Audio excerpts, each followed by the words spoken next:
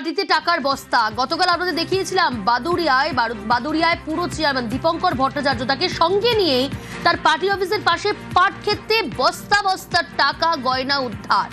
এমনটাও জানিয়েছিলাম আপনাদের, টাকা গোনার মেশিন আনা হয়েছে, টাকা গোনা হচ্ছে, কিন্তু মোট কত টাকা উদ্ধার ডিটেল জানবো। অনুপম রয়েছে আমার সঙ্গে। অনুপম,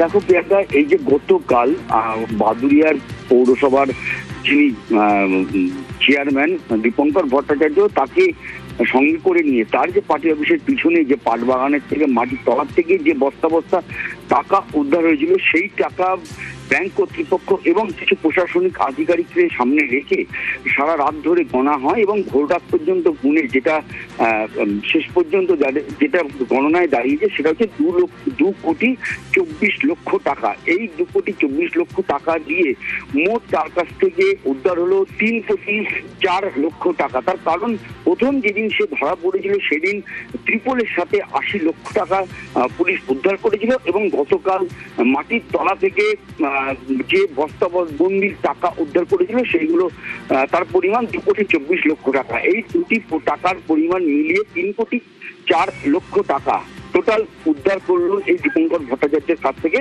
এলাকার মানুষের কিন্তু এখনো যেটা দাবি যে আরো প্রচুর টাকা এরকম নামে বেনামে এই দীপঙ্কর ভট্টাচার্যের কিন্তু বিভিন্ন জায়গায় রয়েছে, যেগুলো নিয়ে পুলিশ তদন্ত করুক এবং সেই সব টাকা উদ্ধার করুক। প্রিয়াঙ্কা, বেশ।